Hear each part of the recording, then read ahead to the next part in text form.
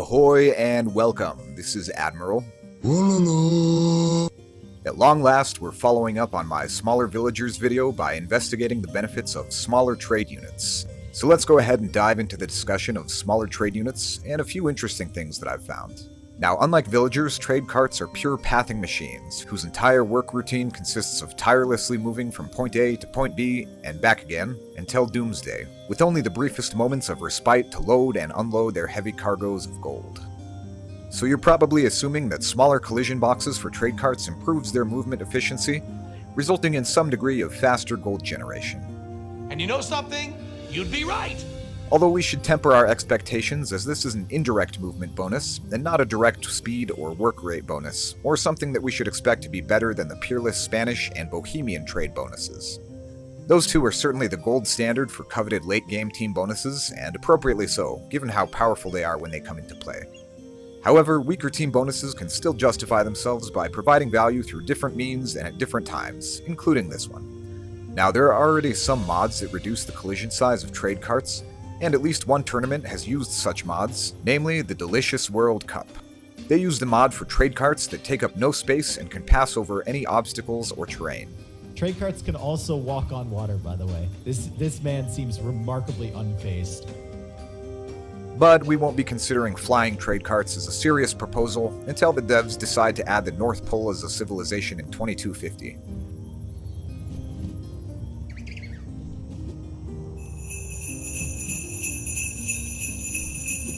Although we will be using them to establish an ideal theoretical efficiency for each route we're testing. I also want to mention the past work done by this user, who at least was not slothful when he did a similar experiment several years ago and came up with these results. His experiment used 90 total trade carts along the side of a 4-player map with some minor obstacles, but no major ones, and he found only an unremarkable 4% efficiency increase for half-size trade carts, and greater increases for no collision or flying units. A quick note about the no collision designation is that there are several possible meanings or implementations, although we'll only cover the two most common meanings. If a unit literally has a size 0 collision box, or rather no collision box, that would be the truest implementation of no collision, and such a unit would be able to pass through trees, walls, and other obstacles, as we saw in the Delicious World Cup. But more often what people, including this mod creator, seem to refer to when they say no collision is that the collision box still exists, but has been scaled down such that the collision behavior is technically still present, but is much less obvious, common, or severe, and may not be perceptible unless you know what to look for. Although, as we'll see, there are pathing oddities that impose constraints on the practical effectiveness of smaller trade carts. So, for the purposes of this discussion, this behavior is well approximated by units 1/10 of their normal size, so that's what we'll be testing as equivalent to so-called no-collision carts. So let's see how firmly this previously tested relationship holds up several years and a dozen or so alleged pathing fixes later. And I'll be running tests to show how smaller trade carts perform in a variety of circumstances. And my computer will analyze it with science. For the first test, we have a 4-player sized Arabia map with 2 players trading along the edge of the map with 50 trade carts each. This isn't a completely ideal trade route, but it's pretty close, with only a few straggler trees and a small pond being the only consistent obstacles apart from the other trade carts. So this should be fairly similar to the test that was done years ago, and similar to a trade route you might have on Arabia or a similarly open map, unless you go out of your way to improve it a little more by clearing all the nearby trees. As far as methodology, for each of these tests we're having the full trade caravan all complete a set number of trips, recording the time and gold generated and calculating the average gold per minute generated by each trade cart. In all cases, the markets are also passable to prevent trade carts from getting stuck in them.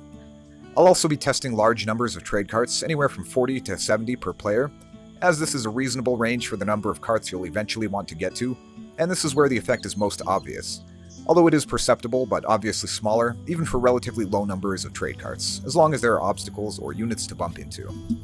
First, we're going to use flying trade carts to confirm the maximum theoretical efficiency of this route, which we find to be 25.75 gold per cart per minute, which I'll sometimes refer to as GCM or just gold for convenience. Without some kind of compensatory bonus, you'll never achieve this efficiency with any perceptible amount of bumping, including with other trade carts, so we'll run the test again with normal trade carts to see what the practical efficiency of this route is, or how much gold per cart per minute you could actually expect to get with a set number of 50 generic trade carts per player, or 100 total. This ends up yielding 21.3 GCM, or a route efficiency of about 83% relative to the theoretical route maximum. And here are the results for trade carts that are 1/2, 1/4, and 1/10 the normal size. One thing to note about smaller trade carts is they generate very slightly more gold per trip. As being smaller, they technically have to travel a slightly larger route, although this only represents a fraction of a percentage of the total gold generated, and most of the advantage is due to their more efficient movement. Even so, we notice a couple things that stand out from the test that was done several years ago. Firstly, that the effect size is larger, and secondly, that it appears more consistently even for fairly mild amounts of shrinkage, but with diminishing returns for making units arbitrarily small. But we see that their more efficient pathing is comparable to a movement speed increase of about 9 to 10%, resulting in that much greater efficiency of gold generation. So already, even on this fairly efficient trade route, this bonus is looking better than it did in the test several years ago, thanks to countering some of the apparently increased baseline unit collision relative to back then. And rather than comparing it to the obviously top-tier Spanish team bonus, you might think of the smaller cart bonus as a slightly weaker version of the trade component of the Grand Trunk Road unique technology, which increases the work rate of trade carts by 10%, or in terms of possible future bonuses, this would have a similar effect size to trade carts being affected by the husbandry technology.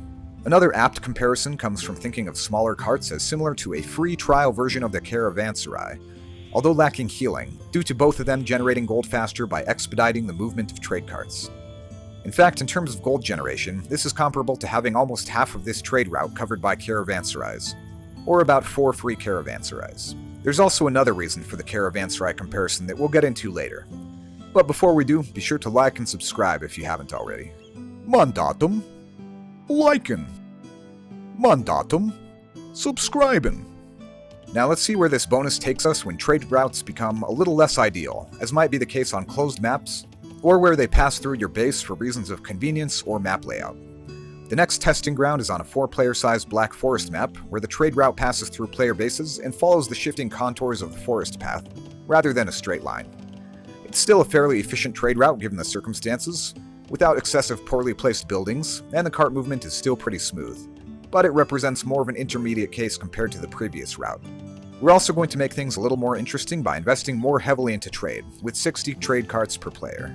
Running the same battery of tests, we find that this trade route given 120 carts is 76% as efficient as the theoretical maximum, and 92% as efficient as the previous route. The smaller carts provide only slightly better returns than the previous test at about 11 to 12%. Next up, we're going to explore a more intense case, but one still within the realm of reasonable possibility, particularly if you like closed map 4x4s as I do. In this case, it's an 8-player map, again on Black Forest, where all 4 players on a team will be trading, and the route will largely pass through their bases, although we will initially knock the number of carts back down to 50 per player. There are some obsolete buildings that could be deleted, or other buildings that aren't optimally placed, as well as trees that could be cut down to clear the path, although at any moment prior to setting up your trade, you may be focused on convenient or defensive placement of buildings, rather than maintaining a wide path through your base for your future trade. This route has a theoretical yield of 26.3 GCM, but with 50 carts per player has a 70% practical efficiency, and is 85% as efficient as the first map. The smaller carts provide anywhere from a 13 to 16% efficiency increase, or a comparable efficiency boost to 7 to 9 free caravanserais on this route. But let's see if the bonus can get a little more interesting as the route gets worse. Bumping the number of carts up to 70 per player, or 280 total, further worsens the route for generic trade carts, making it only 64% as efficient as the theoretical max, and 78% as efficient as the original route. Admittedly, this is an extreme case, but not so much so as to be completely implausible, and I've definitely seen worse inefficiency and congestion in real games, including occasional complete traffic jams, which don't occur here even with normal-sized trade carts. But this is where the smaller trade carts look extremely good, ranging from 16.5 to a whopping 23% greater efficiency, nearly rivaling the Spanish trade bonus. I had a hunch that led me to test both the smaller carts and the Spanish bonus again, this time stacked with caravanserais in the locations where there previously were castles, and found what I had suspected to be the case. When the route reaches this degree of inefficiency, the greater speed provided by the caravanserai is still helpful, but there's so much bumping and blockage that the influence of the bonus is diminished, such that the theoretical speed boost doesn't reliably translate to the expected amount of increased trade efficiency, as it does on other routes. But in the case of smaller trade, these more maneuverable carts unlock more of the caravanserai's potential, and the synergy of these two bonuses actually becomes slightly stronger than the caravanserai and the Spanish trade combination. Again, this is an extreme and unlikely case, and in most situations the Spanish bonus will be more powerful. But I found it impressive that there exists any halfway plausible circumstance in which smaller carts could directly compete with that bonus. The more general takeaway, of course, is that if your trade line ever resembles this one, you're really overdue for some spring cleaning and decluttering. Now, there is one more case we're going to look at before moving on from the topic of efficiency, including something extremely important that's applicable to the first route we tested. The trade routes we've examined so far, whether clear or cluttered, have all followed the conventional wisdom of using the longest possible routes in order to maximize the efficiency of the trade. And given the current trade situation, this is the ideal setup, due to the greater productivity of longer routes, as well as lesser collision potential with other carts, given a set number of trade carts spread along a longer distance. However, there are times when you may be forced into having shorter routes by lack of map control, or might opt for a shorter route that you can reliably protect, rather than a longer, more exposed route. So let's suppose that for whatever reason, this right here is our trade route. Since it's only a fraction of one side of the map, the theoretical gold generation is only 15.15 gold per minute. But given 40 carts for each player, our practical gold generation is only 11.59, or 70% efficiency. Or with Spanish trade, it's about 14.5 gold per minute. Trying out the smaller carts, we find they perform slightly better than generic, but worse than Spanish at about 12.3 gold per minute, or 6% better than generic. However, we notice that they are moving strangely, and far more spread out than is necessary for their reduced size. This seems to be, at least in part, due to a pathing behavior that overcompensates for obstacles along the path, even though that behavior is unnecessary and counterproductive for smaller carts. However, if we limit their movement with walls, we force them to override their DE programming, and instead take the most optimal and direct route, resulting in an impressive 15 gold per minute, or about a 31% greater efficiency than generic, and once again even better than the Spanish bonus in this case, even breaking the theoretical efficiency cap thanks to the quirk we mentioned earlier about smaller carts having a slightly longer route.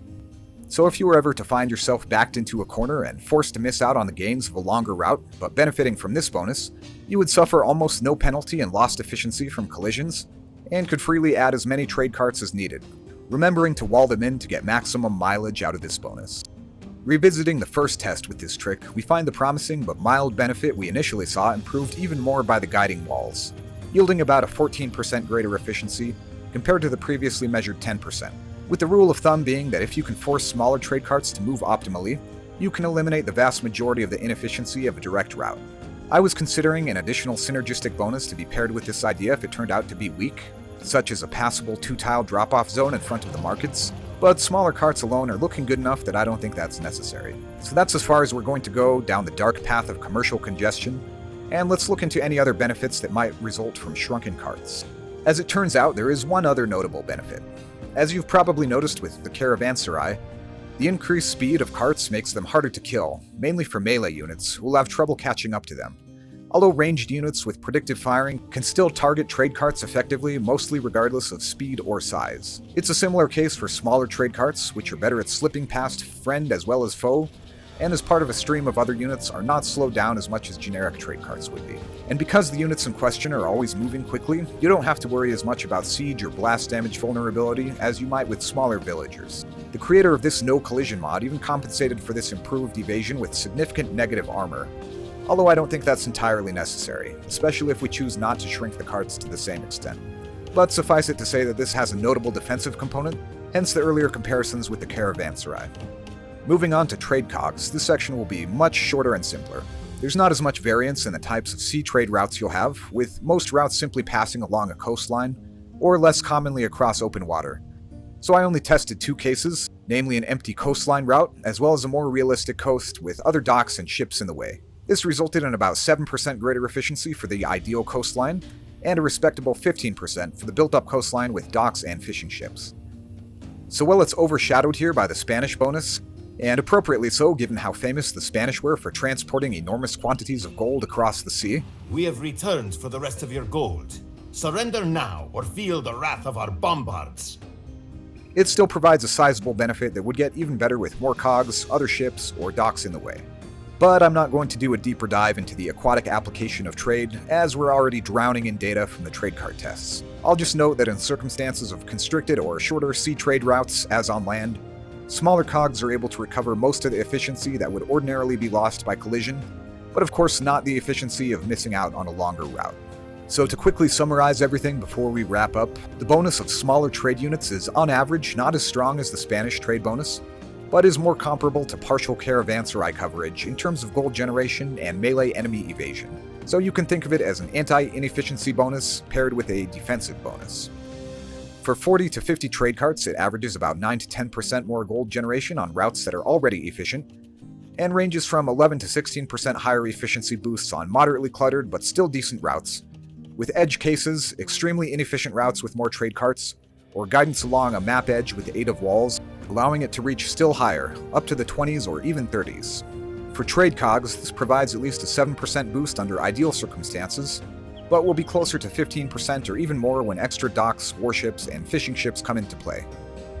The bonus is at its best when your trade route is at its worst, either by being suboptimally short or catastrophically cluttered, but provides a moderate economic boost and mild defensibility to any route. And in my opinion, that makes it worthy of consideration as a new team bonus, and something you'd be especially glad to have whenever you're working with limited space. And I think it would be best implemented within the range of 1/2 to 1/4 size to unlock most of the benefits without making the trade units comically small.